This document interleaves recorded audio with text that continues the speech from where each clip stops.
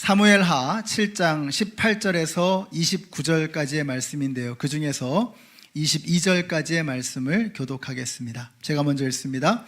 다윗 왕이 성막으로 들어가서 주님 앞에 무릎 꿇어 앉아 이렇게 기도하였다. 주 하나님, 내가 누구이며 또 내 집안이 무엇이기에 주님께서 나를 이러한 자리에까지 오르게 해 주셨습니까? 주 하나님, 그런데도 주님께서는 이것도 오히려 부족하게 여기시고 주님의 종의 집안에 있을 먼 장래의 일까지 말씀해 주셨습니다. 주 나의 하나님, 이것이 어찌 주님께서 사람을 대하시는 일상적인 방법이겠습니까? 주 하나님, 주님께서 주님의 종을 잘 아시니 이 다윗이 주님께 무슨 말씀을 더 드릴 필요가 있겠습니까? 주님께서 세우신 뜻과 목적대로 주님께서는 이렇게 크나큰 일을 하시고 또 그것을 이 종에게까지 알려주셨습니다. 함께 읽습니다. 주 하나님, 주님은 위대하십니다. 우리의 귀로 다 들어보았습니다만 주님과 같은 분이 또 계시다는 말은 들어본 적이 없고 주님 밖에 또 다른 하나님이 있다는 말도 들어본 적이 없습니다. 아멘. 우리 옆에 계신 분들에게 인사해 주세요. 사랑합니다. 축복합니다. 네, 하늘 복 받으세요. 네, 사랑합니다, 여러분. 감사합니다. 오늘 날씨가 바깥에는 꽤 쌀쌀한데 이렇게 실내는 굉장히 따뜻해졌죠. 저희에게는 이 시스템이 굉장히 커서 그냥 이렇게 스위치만 옮기면 돌아가는 게 아니고 큰 작업을 해야 됩니다. 우리 관리부에서 항상 수고를 해주셔서 여름에 시원하게 또 겨울에 따뜻하게 이렇게 해주셔서 우리 관리부 모든 분들께 감사를 드립니다. 자, 오늘 다윗의 기도라는 제목으로 하나님 말씀 증거하겠습니다. 성경에서는 이 다윗을 하나님의 마음에 합한 사람이라고 칭송합니다. 하나님이 보실 때 다윗과는 정말 말이 통한다, 또 마음이 통한다 하는 것입니다. 우리가 오늘 보는 사무엘하 7장의 말씀이 중요한 것은 하나님과 다윗이 얼마나 마음이 통하는지, 얼마나 말이 잘 통하는지를 보여주는 말씀이기 때문입니다. 다윗은 하나님께 성전을 지어드리고 싶은 마음이 있었습니다. 나는 백향목 왕궁에서 편안하게 있는데 하나님이 초라한 성막 안에 계시는 게 이게 너무 죄송한 것입니다. 자, 그런 다윗의 마음이 하나님은 또 너무 기특하셨던 거죠. 그래서 9절에 보시면 이렇게 말씀해요. 나는 내가 어디로 가든지 언제나 너와 함께 있어서 내 모든 원수를 내 앞에서 물리쳐 주겠다. 나는 이제 내 이름을 세상에서 위대한 사람들의 이름과 같이 빛나게 해주겠다. 여러분, 이게 보이세요? 지금까지 내가 너를 떠나본 적이 없다는 겁니다. 하나님께서는 늘 다윗과 함께 하셨다라고 말씀하시는 것 뿐만 아니라 앞으로도 내가 너와 함께 하겠다라고 말씀하고 계십니다. 그뿐만이 아니었습니다. 다윗의 후손까지도 덩달아서 복을 주시겠다는 거예요. 같이 한번 읽어보실까요? 시작. 내가 사울에게서 나의 총애를 거두어 나의 앞에서 물러가게 하였지만 너의 자손에게서는 총애를 거두지 아니하겠다. 내 집과 내 나라가 내 앞에서 영원히 이어갈 것이며 내 왕위가 영원히 튼튼하게 서 있을 것이다. 다윗은 이렇게 하나님과 마음이 잘 통하는 사람이었습니다. 내가 너에게서 나의 총애를, 나의 사랑을 거두지 않겠다. 너의 후손, 너의 집안, 너의 왕위를 튼튼하게 세워주겠다라고 말씀하고 있는 것입니다. 하나님의 마음에 합한 사람 다윗, 하나님과 마음이 통하고 말이 통하는 사람 다윗, 하나님께서 그의 삶 속에 엄청난 축복을 부어주셨던 것입니다. 저는 우리 연합장로교회 성도님들이 하나님의 마음에 합한 사람들이 되시고 또 우리 연합장로교회가 하나님의 마음에 합한 교회가 되어서 하나님께서 부어주시는 한없는 은혜가 우리 모두에게 임하게 되시기를 우리 예수님의 이름으로 축원합니다. 자, 그럼 우리가 이렇게 하나님의 마음에 합한 사람이 되려면 다윗에게서 뭘 배워야 할까? 첫째는 저는 시선이 중요하다고 생각합니다. 우리가 아까 찬양을 함께 불렀죠. 우리가 시선을 하나님께로 맞출 때 하나님의 일이 시작되는 거죠. 다윗은 시선이 남달랐습니다. 시선이 중요합니다. 우리가 어디를 보고 있느냐가 중요한 것이죠. 우리가 어디를 보고 있는가가 결국 나의 관심이 어디에 있는가를 드러내는 것입니다. 내가 누구를 만나고 있어요. 근데 만나고 있는 그 사람을 보는 게 아니라 엉뚱한 데를 보고 있다. 그럼 그 말은 뭐예요? 내가 지금 만나고 있는 그 사람이 나에게는 별반 관심이 없다는 거 아닙니까?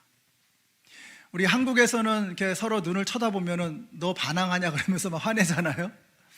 근데 미국에서는 눈을 안 쳐다보고 얘기하면 그게 예의가 어긋나는 거잖아요. 눈을 쳐다보면서 그게 서로에게 눈을 맞추면서 서로 관심 있다는 것을 보여주는 것 아니겠습니까? 다윗의 시선은 하나님에게로 고정되어져 있었다라고 하는 것입니다. 여러분의 시선은 지난 한 주 동안 어디에 고정되어 있었습니까? 여러분은 무엇을 보고 있었습니까? 다시 말하면 여러분의 마음은 어디를 향하고 있었고 여러분의 관심은 무엇입니까? 이제 2021년이 10개월이 지났습니다. 놀랍죠? 벌써 올해에 10개월이 다 지나가 버리고 이제 딱 2달 남았습니다. 여러분, 지난 10개월 동안 나는 도대체 어디에 관심을 두고 있었는가? 나의 시선은 도대체 어디를 향하고 있었는가를 돌아보시고 남은 2달 동안 그 시선을 들어서 하나님을 바라볼 수 있는 저와 여러분이 되시기를 바랍니다. 다윗의 시선은 어떠했느냐? 18절을 보시면 이렇게 말씀해요. 다윗이 성막으로 들어가서 주님 앞에 꿇어 앉아서 기도했다, 이렇게 말씀하고 있어요. 근데 여기서 주님 앞에라고 하는 이 말은 사실은 주님의 언약궤 앞에, 주님의 법궤 앞에, 이런 뜻입니다. 다윗은 지금 주님의 언약궤 앞에 무릎을 꿇고 있는 것입니다. 이 한 장의 스냅 사진이 바로 다윗의 평생의 모습을 보여주는 것이 아닐까 하는 생각이 듭니다. 다윗의 인생을 한 장의 사진으로 축약한다면 바로 주님의 언약궤 앞에 무릎 꿇고 앉아있는 그 모습, 저는 그것이 다윗의 모습이 아닐까 하는 생각을 해봅니다. 물론 다윗도 인간인지라 방황도 하고 또 엉뚱한 곳에 가서 인생을 낭비하고 하나님의 마음을 아프게 했던 적도 있었죠. 근데 다윗이 놀라운 게 뭐예요? 그러다가도 하나님께 야단맞고 책망받으면 다시 돌아오는 거예요. 여러분, 이게 바로 영적 전쟁에서 승리하는 것입니다. 그런 의미에서 저는 이 자리가 너무나 놀라운 거예요. 이 자리가 바로 승리의 자리다. 여러분, 지난 일주일 동안 그리고 지난 10개월 동안 어디 가서 뭘 하셨습니까? 여러분, 지난 10개월 동안 여러분의 시선은, 여러분의 마음은 어디를 향하고 있었습니까? 이번 일주일 동안 우리는 도대체 뭘 보고 살았습니까? 우리가 수많은 유혹과 수많은 일들로 인해서 우리의 시선을 빼앗기고 우리의 마음을 빼앗기고 우리의 시간을 빼앗기고 우리의 정신을 빼앗기며 그렇게 1년을 살아왔어요. 근데 여러분, 진짜 승리가 뭔지 아세요? 그럼에도 불구하고 우리가 다시 아버지의 존전에, 하나님의 임재 앞에 나왔다는 것입니다.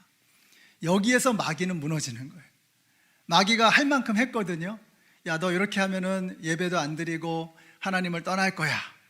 수많은 방법을 쓴 겁니다. 근데 그럼에도 불구하고 영상을 통해서, 그리고 여러분 이 자리에 나와 계심으로써 하나님 앞에 예배 드림으로써 우리는 마귀를 무너뜨리는 승리를 거두고 있는 것입니다. 그러니까 내가 하나님 앞에 이렇게 하나님의 존전에 나와 있다는 것, 여호와의 언약궤 앞에 나와 있다는 이 사실, 여러분, 이것이 바로 영적 전쟁에서의 승리인 것을 믿으시기 바랍니다. 여러분들이 일주일 동안 부부싸움도 하고 또 실망스러운 일도 경험하고 스스로에게 실망하기도 하고 그럴 수 있습니다. 그러나 그럼에도 불구하고 내가 하나님 앞에 나아가리라, 그렇게 될 때의 마귀는 두려워 떠나가게 되는 거예요. 우리 연합장로교회 모든 성도님들이 이 영적 전쟁에서 반드시 승리하는 여러분이 되시기를 예수님의 이름으로 축원합니다. 그러니까 마귀의 공격, 마귀의 유혹, 이런 것 따위에 넘어지시면 안 돼요. 무너질 수 있죠. 그러나 다시 일어서서 하나님의 존전으로 주님의 임재 앞으로 나오는 것입니다. 하나님의 언약궤 앞에 꿇어 앉은 다윗의 표정은 어떠했을까? 우리는 뒷모습만을 짐작하는 거죠. 다윗이 언약궤 앞에 꿇어 앉아있는 그 뒷모습을 보는 거 아닙니까? 그러면 그 다윗의 표정은 어떠했을까? 코에 침 발라가면서 아이고 다리 저려 하면서 몸을 비비꼬고 있었을까?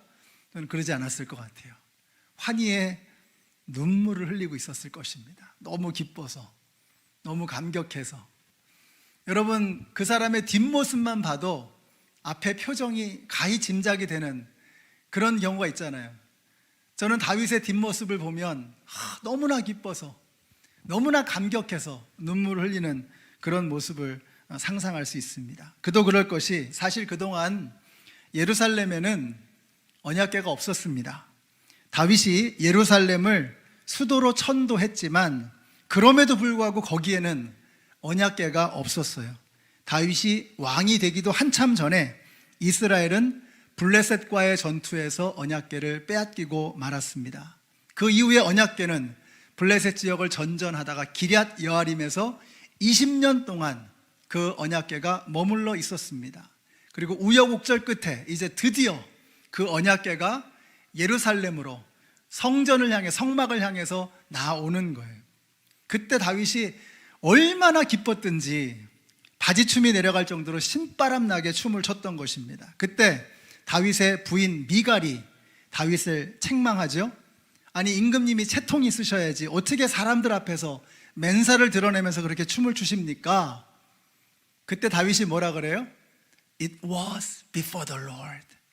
It was before the Lord. 내가 여호와 앞에서 한 것이라. 와, 저는 이걸 보면 다윗의 시선이 어디에 있었는가가 너무나 선명하게 드러나는 거예요. It was before the Lord. 미갈은 뭐라는 거예요? 미갈은 지금 뭘 보고 있었어요?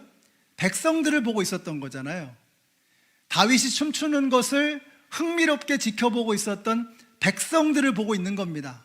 백성들이 다윗을 어떻게 생각할까? 백성들이 다윗을 어떻게 볼까? 그게 염려가 됐던 거예요. 그래서 부인인 미갈은 백성들을 보고 있는 거예요. 아니, 임금님 채통을 지키셔야지 어떻게 백성들 보는 앞에서 이렇게 맨살을 드러내놓고 춤을 추십니까? 미갈의 염려는 사람들이었던 것입니다. 근데 다윗이 뭐라 그래요? It was before the Lord. 내가 여호와 앞에서 한 것이라. 다윗의 시선은 뭐예요? 그는 하나님을 보고 있었던 거예요. 여러분, 그날 예루살렘으로 들어오는 것은 십계명 2개의 돌판이 담겨져 있었던 상자입니다. 언약궤 상자입니다.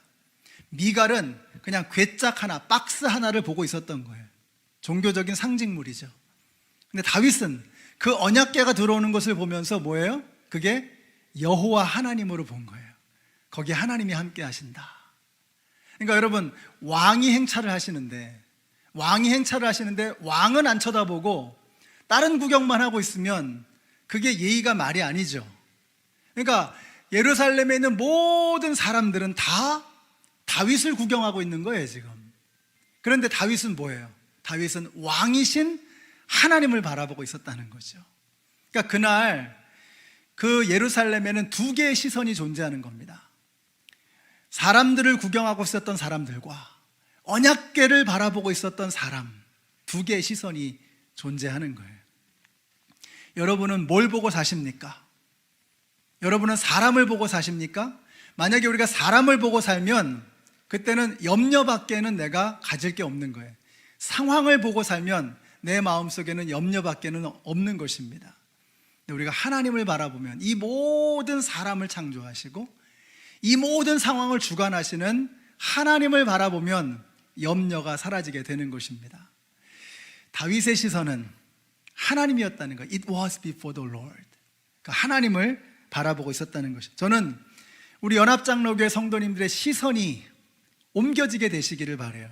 하도 코로나 때문에 경제적으로 어떻다, 앞날이 어떻다, 뭐 미래가 어떻다, 건강이 어떻다 하니까 우리는 온통 나 자신에게만 관심을 갖기 시작했어요. 주위 사람에게도 별로 관심이 없고 선교지에도 관심이 없고 하나님에게도 별로 관심이 없어요. 나 미 나에게만 관심을 갖게 됐습니다. 이제 우리의 시선을 옮겨서 하나님에게로 향해야 할 줄로 믿습니다. 우리의 시선이 하나님에게로 향할 때 하나님의 역사가 이루어지기 시작하는 것입니다. 그날 하나님이 참 기쁘셨어요. 근데 왜 기쁘셨을까? 다윗의 춤사위 때문에 기뻤을까요? 아니죠. 그의 시선 때문에 하나님은 감격하시고 감동하셨던 것입니다.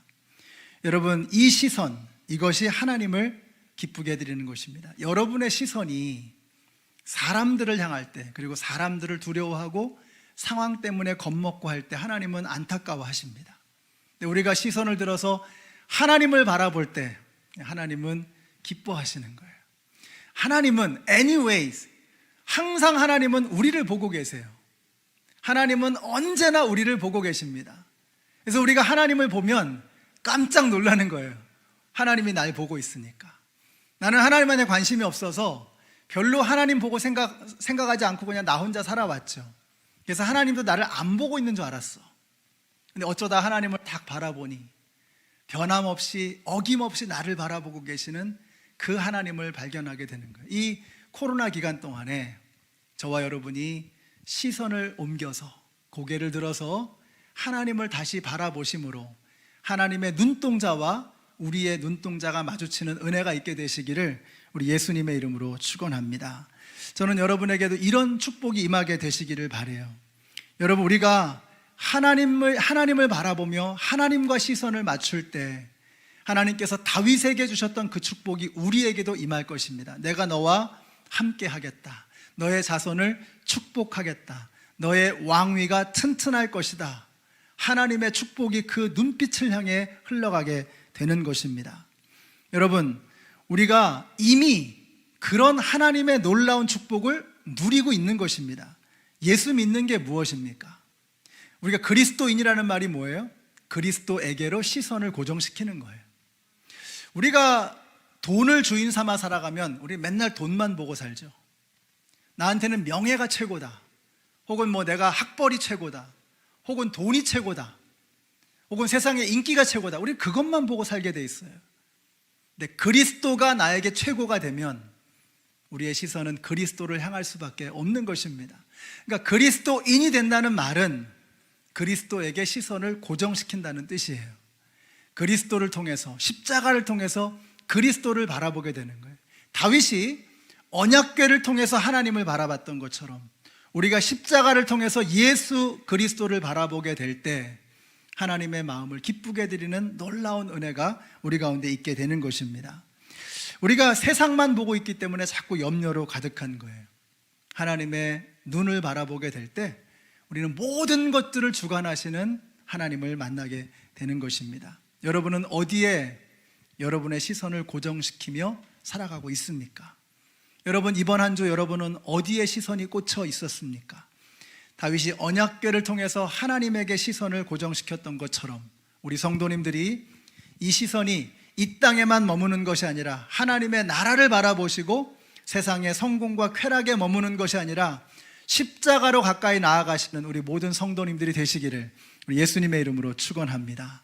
자, 둘째로 내가 어디에서 왔는지, 다윗은 이걸 잊어버리질 않는 거예요. 내가 어디 출신인가? 내 근본이 뭐냐? 내 근본이 뭐냐? 다윗은 이것을 항상 잊지 않았어요. 여러분, 우리는 본질상 뭐예요? 본질상 진노의 자식이다. 우리는 본질상 죄인입니다. 우리는 뼛속까지 죄인이에요. 이걸 잊어버리면 안 됩니다. 다윗은 자신이 어떠한 존재인가를 한시도 잊어버리지 않아요. 그것이 하나님께서 다윗을 마음 놓고 축복할 수 있었던 이유예요. 왜요? 많은 사람들이 축복을 받으면 자기가 잘해서 축복받은 줄 알아요. 자기가 잘해서 잘 된 줄 알아요. 내가 머리 좋아서 공부 잘하는 줄 알고 내가 건강해서 큰일을 이루는 줄 알아요. 그게 우리 인간입니다. 다윗은 그러지 않았어요. 이 모든 것이 하나님의 은혜라. 이 모든 것이 하나님으로부터 왔다는 것을 그는 잊어버리지 않았던 거예요. 그러니까 하나님은 다윗을 마음 놓고 축복하실 수 있었던 거예요. 여러분, 하나님의 축복을, 하나님의 그 엄청난 축복을 받기를 원하십니까? 그러면 우리의 근본이 뭔가를 잊어버려서는 안 되는 거예요. 나는 지옥 갈 수밖에 없는 죄인이다. 그런 나를 하나님께서 구원해 주셨다라고 하는 이 구원의 감격, 이 구원의 환희와 기쁨이 내 안에 꿈틀거릴 때 우리 잘못될 수가 없는 것입니다. 이걸 잊어버리면 내가 대단해서, 내가 굉장해서 하나님께서 나를 선택하신 것처럼 착각하면 그때부터 망가지기 시작하는 거예요. 사울이 그랬죠. 사울이. 우리 연합장로교회 성도님들이 여러분의 근본을 잊어버리지 않는 저와 여러분이 되시기를 바랍니다. 우리는 본질상 진노의 자식이다. 우리는 뼛속까지 죄인이었다. 우리는 지옥에 떨어질 수밖에 없는 존재들이었다라고 하는 것을 기억하시고 우리를 구원해 주신, 우리를 자녀 삼아 주신 하나님을 감사하는 저와 여러분이 되시기를 바랍니다. 사실 따지고 보면 다윗이 굉장한 사람이었습니다. 신체적으로 보나 정신적으로 보나 그는 탁월한 인물이었습니다. 게다가 상당한 공적을 이루었고 자신의 실력을 스스로 증명한 사람이에요. 다윗은 낙하산이 아니었습니다. 그는 바닥부터 차곡차곡 올라온 입지전적인 인물이었습니다. 동료들이 인정했고 백성들이 인정하는 실력자였습니다. 그러나 그는 고백합니다. 나는 아무것도 아니다. 나는 아무것도 아니다. 여러분, 하나님께서 다윗을 그래서 축복한 거예요. 하나님이 뭘 해주시면 그게 나의 실력이라고 착각하는 것, 그때부터 하나님의 은혜는 멈추는 것입니다. 우리가 하나님께서 우리에게 부어주시는 그 은혜를 잊지 않고 기억하는 그런 사람들이 되어야 합니다. 그리스도인들의 능력은 어디에서 나오는 것이냐? 내가 아무것도 아니라고 하는 이 고백 위에서 그리스도인들의 능력은 쏟아져 나오는 것입니다. 바울이 고백했잖아요. 내게 능력 주시는 자 안에서 내가 모든 것을 할 수 있다. 그 말은 뭐예요? 내가 능력 주시는 자 밖에 있으면 나는 아무것도 아니라는 말이에요. 바울이 내가 뭐든지 할 수 있다, 어떤 상황에서도 내가 적응할 수 있고 감당할 수 있다라고 말할 수 있었던 것은 그가 그리스도 안에 있었기 때문입니다. 바꿔서 말하면 그리스도 밖에 있다면 어떤 것도 그는 감당할 수 없었던 무능력자였다라고 하는 것을 그는 스스로 고백하고 있었던 것입니다. 그리스도 밖에서 우리는 아무것도 될 수 없습니다. 바울은 몸에 어떤 알 수 없는 질병이 있었거든요. 근데 이 질병을 낫게 해달라고 바울이 3번씩이나 기도를 했어요. 근데 하나님께서 거절하셨어요. 내 은혜가 너에게 충분하다. 네가 약할 때 하나님의 강함이 드러난다 라고 하시면서 그렇게 하나님께서 거절하신 거예요. 제가 바울이었다면 되게 섭섭했을 것 같습니다. 아니 하나님, 제가 무슨 저를 좋자고 저좋자고 하는 것도 아니고 제가 건강해져서 더 열심히 복음 전하고 하나님께 영광 돌리기를 원합니다. 근데 하나님께서 뭐라고 하시는 거예요? 너에게 임한 은혜가 이미 충분하다. 네가 약할 때 오히려 나의 능력이 나타나는 거야 라고 말씀하시는 거예요. 얼마나 힘들고 어려웠을까, 이 바울의 마음이. 그러나 바울은 참 대단합니다. 바울은 하나님이 뭘 주신 것에 대한 감사를 하는 게 아니라 그냥 하나님을 신뢰하는 거예요. 하나님을 믿는 거예요. 그래서 하나님께서 뭐라고 말씀하시든 아멘으로 받는 겁니다. 우리 같으면 아니 하나님 그게 무슨 궤변이십니까? 어떻게 그렇게 말씀하실 수 있습니까? 근데 바울은 그러지 않았어요. 하나님이 그렇다니까 그런 줄로 알았던 거예요. 나에게 임한 하나님의 은혜가 이미 충분하다고 하니까 그런 줄로 아는 겁니다. 내가 병들었을 때 그 병들음을 통해서 하나님의 능력이 나타난다고 하니까 그런 줄로 알았던 거예요. 그게 바로 바울의 믿음의 능력이었어요. 바울은 하나님을 신뢰하는 것입니다. 그래서 이렇게 말해요.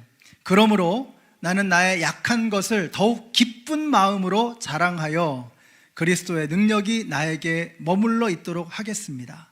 그래서 나는 그리스도를 위해서 약해지고 모욕을 당하고 가난하며 핍박과 괴로움 받는 것을 기뻐하고 있습니다. 이것은 내가 약할 그때에 강해지기 때문입니다. 여러분, 우리는 내가 건강해지면 또 내가 능력이 더 크게 나타나면 내가 더 똑똑하고 더 높은 자리에 올라가면 좋은 학교에 가고 더 유명한 사람이 되고 그러면 하나님이 높임을 받으시고 하나님이 영광 받으신다고 생각하죠. 여러분, 그렇게 해서 생겨나는 영광과 그렇게 생겨나는 그런 성취는 그냥 인간의 노력으로 되는 겁니다. 근데 여러분 가만히 보세요. 성경에서 정말 깜짝 놀랄 만한 하나님의 영광, 하나님의 은혜가 어떻게 나타납니까? 도대체 있을 수 없는 그런 일들을 통해서, 사람의 힘으로는 할 수 없는 그런 일들을 통해서 나타났던 거예요. 모세를 통해서 홍해가 갈라지잖아요. 다니엘을 보세요.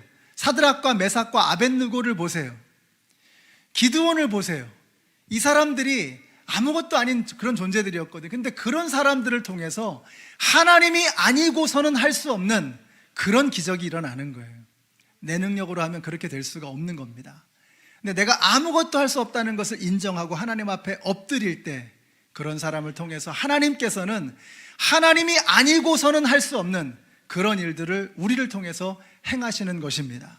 사랑하는 연합장로교 성도 여러분, 저와 여러분이 뭐 더 높이 올라가려고, 더 강한 사람이 되려고, 더 대단한 사람이 되려고 거기에 노력을 기울이는 것이 아니라 하나님 앞에 쓰임받을 수 있도록 겸손하게 낮아지고 있는 모습 그대로 하나님 앞에 나아오심으로 하나님께서 여러분을 통하여 하나님의 역사를 마음껏 이루시는 그런 역사가 나타나게 되시기를 우리 예수님의 이름으로 축원합니다. 그때 비로소 우리는 그 사람 참 대단하다, 참 훌륭한 사람이야, 요 정도 수준이 아니라 야, 그건 사람이 한 게 아니야, 하나님이 아니고서는 그럴 수 없어 라는 이런 탄성이 터져나오게 되는 것입니다. 우리 연합장로교회를 통해서 또 우리 성도님들을 통해서 이런 탄성이 믿지 않는 사람들에게 나타나게 되시기를 우리 예수님의 이름으로 축원합니다. 그런 소리를 좀 듣고 싶어요. 야, 이건 하나님이 하신 거단 말이죠. 지난 52년 동안 하나님께서 우리 교회와 함께 하셨습니다. 이것도 저는 하나님이 하신 일이라고 생각해요.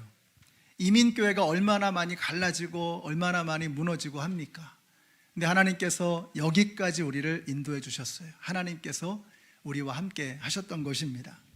자, 마지막으로 하나님께서 어떤 분이신가? 다윗은 이걸 잊어버리지 않는 거예요. 하나님이 어떤 분이신가? 자기가 어떤 존재인가를 잊지 않았고, 그 다음에 하나님이 어떤 분이신가를 잊지 않았습니다. 다윗의 기도 속에는 하나님에 대한 분명한 고백이 있었습니다. 다윗의 삶에 두려움이 없었던 것은 그가 자신이 기도하는 분에 대한 확실한 믿음이 있었기 때문입니다. 그 믿음이 뭐냐? 22절 보세요. 주 하나님, 주님은 위대하십니다. 우리의 귀로 다 들어보았습니다만 주님과 같은 분이 또 계시다는 말은 들어본 적이 없고 주님 밖에 또 다른 하나님이 있다는 말도 들어본 적이 없습니다. 주님은 위대하시고 광대하시고 주님 같은 분이 없다. 지난주에 말씀드렸죠. There is none like you. There is none like you. 주님과 같은 분이 없다라는 이 고백입니다. 하나님께 필적할 만한 존재가 없다는 것을 다윗은 고백하는 거예요. 그러니까 주님 말고는 두려워할 대상이 없다는 거죠. 여러분, 하나님을 두려워하는 사람은 세상이 두렵지 않고 하나님을 두려워할 줄 모르는 사람은 맨날 세상에 두려워 떨며 살아갑니다. 여러분, 저는 여러분이 하나님 한 분만 두려워하는 그런 분들이 되시기를 바라요. 우리가 이 세상을 살면서 그리스도인들이 어떻게 승리하며 살아갈 수 있을까? 어떻게 주눅들지 않고, 어떻게 우리가 우울하지 않고 담대하게 승리하며 살아갈 수 있을까? 하나님 한 분만 두려워하는 거예요. 하나님을 두려워하면 하나님 밑에 있는 건 두려운 게 없다라는 말씀 드렸죠. 저는 여러분들이 하나님만 두려워하게 되시기를 바라요. 하나님이 두려우면 거짓말 못합니다. 하나님이 두려우면 탈세 못합니다. 하나님이 두려우면 사기 못 쳐요. 하나님이 두려워지면 세상에는 두려울 게 없는 거예요. 그러면 세상이 감당할 수 없는 사람들이 되는 거예요. 우리 연합장로교회 성도님들이 하나님 두려워서 더 이상 세상에는 두려운 것이 없는 정직하고 바르고 하나님이 기뻐하시는 그런 삶을 살아가시는 우리 성도님들이 되시기를 바라요. 다윗이 하나님을 어떻게 고백했느냐? 시편에 보면 그냥 몇 절만 이렇게 봐도 야, 다윗은 정말 하나님을 이렇게 생각하고 있었구나, 가슴으로 확 와닿습니다. 5편에 보시면 다윗이 이렇게 기도해요. 나의 왕, 나의 하나님이여, 나의 부르짖는 소리를 들으소서. 여러분, 이스라엘의 모든 백성들이 다윗을 향해서 나의 왕이여 이렇게 부르는 거예요. 근데 다윗은 노 아니라는 거예요. 나의 왕은 하나님이시다. 나는 그냥 왕이신 하나님이 부리시는 종에 지나지 않는다. 이걸 잊어버리지 않는 거예요. 사람들이 우리를 막 이렇게 치켜 세우면 우쭐하지 않습니까? 내가 정말 뭐 되는 줄 알고. 근데 이스라엘 모든 백성들이 다윗을 향해서 대단한 왕이십니다, 훌륭한 왕이십니다 하는데 노 진짜 왕은 하나님이셔, 하나님 한 분이셔 이렇게 고백하는 거예요. 이것이 바로 다윗의 하나님을 향한 생각이었습니다. 또 시편 8절에 보니까 이렇게 말씀해요. 여호와 우리 주여, 주의 이름이 온 땅에 어찌 그리 아름다운지요. 주의 영광을 하늘 위에 두셨나이다. 주의 손가락으로 만드신 주의 하늘과 주의 베풀어 두신 달과 별들을 내가 보오니 사람이 무엇이관데 주께서 저를 생각하시며 인자가 무엇이관데 주께서 저를 권고하시나이까. 밤하늘을 바라보면서 하늘과 하늘의 별과 달을 바라보면서 다윗은 하나님을 생각하는 겁니다. 저는 이걸 생각하면 야, 다윗이 정말 대단한 믿음의 사람이다. 우리가 하늘을 보면요 그냥 아름답다, 참 멋있다, 이런 생각 정도가 들겠죠. 그랜드 캐년을 가서 딱 보면은 야, 장관이다. 근데 다윗은 하늘의 별과 달을 보면서 하나님을 찬양하는 거예요. 야, 저 하나님이 지으신 거란 말이죠. 우리 인간의 육안으로 볼 수 있는 별들의 숫자가 밤에 한 6,000개 정도 된다고 합니다. 근데 그 별 하나하나가 태양이잖아요. 그러니까 스스로 빛을 발할 수 있는 항성 아닙니까? 근데 태양은 그 중에서 제일 조그만 것 중에 하나고, 그 별들이라는 것은 정말 헤아릴 수 없이 먼 곳에서 비치는 빛이에요. 그게 얼마나 먼지, 그 중에는 아예 지금 사라져버린 그런 별들도 있다는 거 아니에요. 여러분, 하나님께서 그 모든 것을 당신의 말씀으로 창조하시고 손가락으로 운행하시는 거예요. 다윗은 그걸 보면서 하나님을 칭송하는 것입니다. 요즘에 단풍이 얼마나 아름답습니까, 여러분? 정말 아름다워요. 이 버지니아 메릴랜드의 단풍은 정말 아름답습니다. 그 파랗던 것들이 약속이라도 한 듯이 색깔을 착 바꿔가잖아요. 얼마나 아름답습니까? 그 아름다운 광경을 보면서 우리는 하나님을 만나야 되는, 하나님을. 그걸 보면서 그 모든 것을 만드신 하나님의 솜씨, 우리가 어떤 사람의 작품을 보면 그 작품을 만든 작가의 실력과 작가의 내면을 볼 수 있는 거 아니에요. 하늘의 달과 별을 보면서, 바뀌어져가는 단풍을 보면서, 나무 하나를 보면서 우리 거기서 그것을 만드신 하나님을 만나야 되는 거예요. 다윗은 그런 영적인 감수성이 있었다는 거예요. 그러니까 뭐를 봐도 거기서 하나님이 보이는 거죠. 우리 연합장로교회 성도님들이 그냥 이렇게 아름다운 자연, 참 멋있다, 이렇게 끝나지 마시고 그 안에서 그것을 창조하신 하나님의 솜씨, 하나님의 실력, 하나님의 성품, 하나님을 만날 수 있는 저와 여러분이 되시기를 바랍니다. 다윗은 하나님이 어떤 분이셨는가 하는 것을 잊어버리지 않았다는 거예요. 오늘 말씀을 마치겠습니다. 여호수아가 가나안의 정복 전쟁을 마친 후에 이스라엘 백성들에게 이렇게 도전했습니다.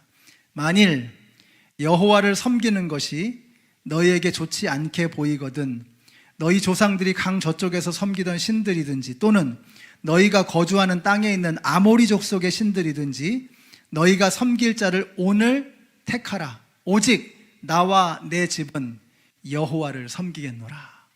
오늘 결정하라는 거예요.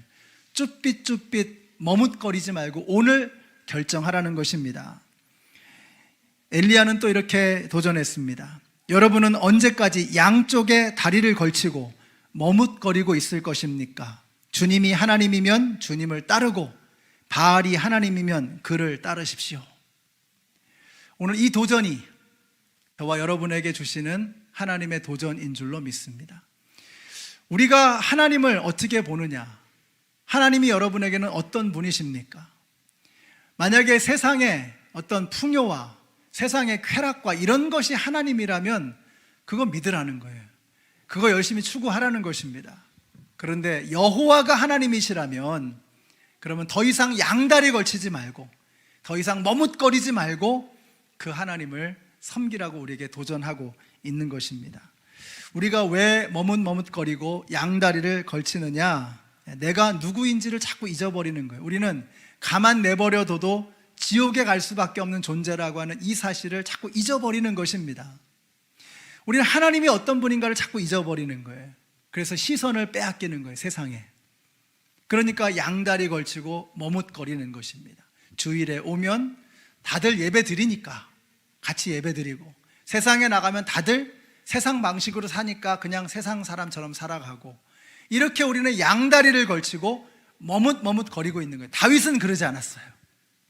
성전에 있으나 바깥에 가서 그의 삶을 살아가든지 항상 항상 시선이 주님을 향해 있었던 것입니다. 우리 연합장로교회 성도님들, 더 이상 양다리 걸치지 마시고, 더 이상 머뭇거리지 마시고, 하나님을 나의 삶의 주인으로, 왕으로 모시고 주님을 향해 시선을 고정시키시는 우리 모두가 되시기를 우리 예수님의 이름으로 축원합니다. 기도하겠습니다. 하나님 감사합니다. 저희들의 시선이 참 많이 혼란스럽고 일주일 동안에도 세상의 수많은 것들을 바라보느라 우리의 삶이 참 피곤합니다. 지쳤습니다. 이제 더 이상 양다리 걸치지 않고 더 이상 머뭇거리지 않고 주님에게 시선을 고정시키며 주님과 함께 이 세상의 길을 걸어가는 저희들 모두가 되게 하여 주시옵소서. 예수님의 이름으로 기도드렸습니다. 아멘. 네, 우리 함께 일어나셔서 찬양하시겠습니다. 은혜로다라는 찬양입니다. 우리를 여기까지 인도하신 하나님의 은혜를 찬양하겠습니다.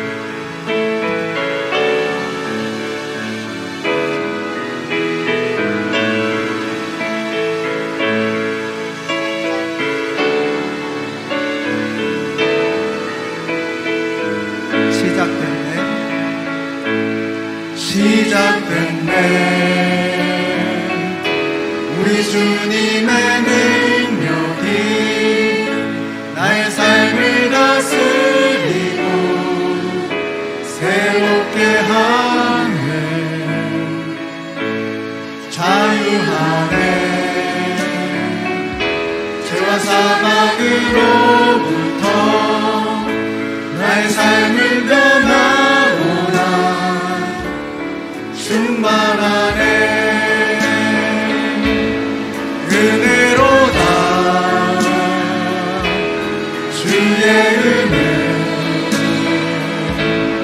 한량없는 주의 은혜. 은혜로다. 주의 은혜 변함없는 신실하신 주의 은혜. 시작됐네. 아멘. 우리 주님의 능력이 나의 삶을 다스리고 새롭게 하네. 자유하네. 죄와 사망으로부터 나의 삶은 변하구나. 충만하네. 여러분 은혜입니다. 은혜로다. 주의 은혜 한량없는 주의 은혜. 은혜로다. 주의 은혜 변함없는 신실하신 주의 은혜. 기도하겠습니다. 기도하실 때 오늘 10월의 마지막 날이죠. 벌써 2021년에 10달이 꽉 채워서 다 지나갔습니다. 주님의 은혜를 돌아보십시다. 나는 끊임없이 실패하고 무너지고 넘어졌지만 우리의 손을 놓지 않으셨던 하나님의 그 신실하심, 이제 주님을 바라보기를 원합니다. 주님의 손을 붙들기를 원합니다. 주님과 함께 걸어가는 이 믿음의 길이 되게 하여 주시옵소서. 우리 같이 한번 합심해서 우리 통성으로 기도하겠습니다. 좋으신 사랑의 하나님, 주님의 은혜에 감사를 드립니다. 하나님의 영광에, 하나님의 은혜에, 하나님의 능력으로 나아가기를 원합니다. 우리의 시선이 세상을 향해 있었습니다. 세상을 바라보고 있었습니다. 하나님에게는 관심이 없고 세상의 것들에만 우리의 마음을 빼앗겼습니다. 이제 오늘 다윗의 기도를 통해서, 다윗의 그 모습을 통해서 여호와의 언약궤 앞에 무릎 꿇고 앉아있었던 그 다윗의 모습을 생각하면서 이제 우리의 시선도 주님을 향하게 하여 주시고 하나님만을 바라보게 하여 주시기를 원합니다. 아버지 하나님, 내가 어떠한 존재인가를 잊지 않게 하여 주시옵소서. 하나님은 어떤 분이신가를 끊임없이 고백하는 저희들이 되게 하나님은 우리의 왕이시고 우리의 주인이시며 모든 만물을 다스리시는 창조의 하나님이신 줄로 믿습니다. 오직 하나님 한 분만을 두려워하게 하여 주시고 세상이 두렵지 않은 저희들이 되게 하여 주시기를 원합니다. 아버지 하나님, 이제 이 어려운 코로나의 상황 속에서도 저희들 주님 앞에 나오게 하시니 감사합니다. 우리 영상을 통해서 예배하며 현장에 나와서 예배하는 우리 모든 성도님들 주님 앞에 나와 예배하는 이 시간 하나님을 만나는 은혜가 임하게 하여 주시옵소서. 하나님을 경험하게 하여 주시옵소서. 하나님의 살아계심을 경험하게 하여 주시옵소서. 우리 김영선 집사님과 윤경 자매님과 우리 건우를 위해서 기도합니다. 아버지 하나님, 우리 김흥창 장로님을 위해서 기도합니다. 아버지 하나님, 하나님께서 역사하여 주셔서 우리의 모든 연약함을 주님 앞에 내어놓사오니 하나님 당신의 치유의 능력으로 그들을 새롭게 하여 주시기를 원합니다. 우리 김창수 형제님을 기억하여 주시고 하나님의 그 놀라우신 힘있는 손으로 그들을 어루만져 주시사 아버지 하나님, 하나님이 하셨다고 밖에는 고백할 수 없는 그 놀라운 기적의 역사가 그들 가운데 임하게 하여 주시기를 간절히 원합니다. 하나님의 신실하심으로 나아가는 저희들이 될 수 있도록 하나님 도와주시고 하나님을 만나는 은혜가 있게 하여 주시옵소서. 주님의 은혜 가운데 살아가는 저희들이 될 수 있도록 오직 하나님의 은혜로 살아가는 저희들이 될 수 있도록 하나님 도와주시옵소서.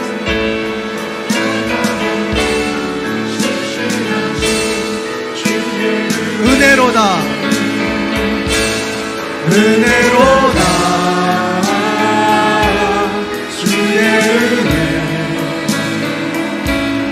한량없는 주의 은혜 은혜로다 주의 은혜 변함없는 진실 하나님 올 한 해를 주님의 은혜로 채워주시옵소서. 은혜로다 은혜로다 주의 은혜 한량없는 주의 은혜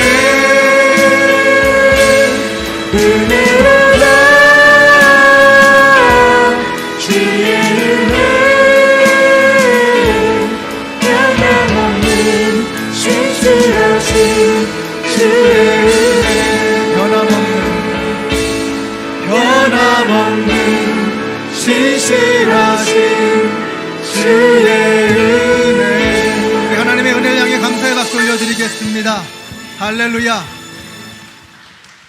이제는 생명의 근원이 되시는 우리 주 예수 그리스도의 은혜와 하나님 아버지의 그 크신 사랑과 성령님의 교통하심이 나는 아무것도 아니고 오직 하나님이 모든 것을 다 이루셨으며 하나님이 내 삶의 왕이며 주인임을 고백하는 하나님의 모든 백성들 머리 위에 이제로부터 영원토록 함께 하시기를 예수님의 이름으로 축원하옵나이다. 아멘.